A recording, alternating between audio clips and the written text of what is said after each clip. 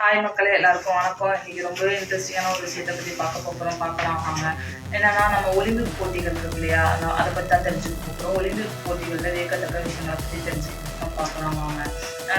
Olympic போட்டி பார்த்தீங்கன்னா, ஆரம்ப காலத்தில் பார்த்தீங்கன்னா முதலில் கிமு 776 கிரேக்க நாட்டின் ஒலிம்பிக் தொடங்கப்பட்டிருக்குங்க. ஸோ அதே மாதிரி பார்த்தீங்கன்னா, நவீன ஒலிம்பிக் பார்த்தீங்கன்னா கிபி 1896 நவீன கால ஒலிம்பிக் போட்டிகள் கிரேக்கத்தில் எத்தின்ஸ் நகரில் தான் ஆரம்பிக்கப்பட்டிருக்கு. ஸோ அதே மாதிரி இரண்டாவது போட்டின்னு பார்த்தீங்கன்னா 1900 இரண்டாவது ஒலிம்பிக் போட்டிகள் பார்த்தீங்கன்னா பிரான்ஸ் நாட்டில் பாரிஸில் தாங்க நகரில் சிறப்பாக நடைபெற்றிருக்கு. ஸோ அதே மாதிரி ஒலிம்பிக் போட்டியை பற்றின வரலாற்றை பற்றி நிறையவே தெரிஞ்சுக்கோங்க. ஸோ அதே மாதிரி அதோட குறிக்கோள்னு பார்த்தீங்கன்னா விரைவாக, உயரமாக மற்றும் வலிமையாக என்பதே இதோட தாரக மந்திரமாக இருக்குது. ஒலிம்பிக் கொடியோட தாரக மந்திரம். ஸோ ஒலிம்பிக் கொடி பார்த்தீங்கன்னா ஒரு தூய வெள்ளை நிறத்தில் இருக்குங்க. ஸோ அந்த வெள்ளை நிறம் பார்த்தீங்கன்னா பின்னணியின் அமைதியின் அடையாளமாக இருக்குது. ஸோ 5 வளையங்கள் கொடுத்துருக்காங்க இல்லையா ஒலிம்பிக் கொடியில்.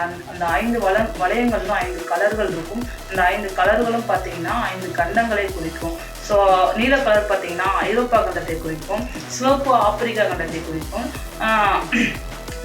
கருப்பு வந்து ஆப்பிரிக்கா கண்டத்தை குறிக்கும், சிவப்பு வந்து அமெரிக்கா கண்டத்தை குறிக்கும், பச்சை ஆஸ்திரேலியாவை குறிக்கும், மஞ்சள் வந்து ஆசியா கண்டத்தை குறிக்கும். ஸோ அந்த 5 வளையத்துக்கும் 5 கலர்கள் கண்டங்களை குறிக்கிறது கொடுத்துருக்காங்க.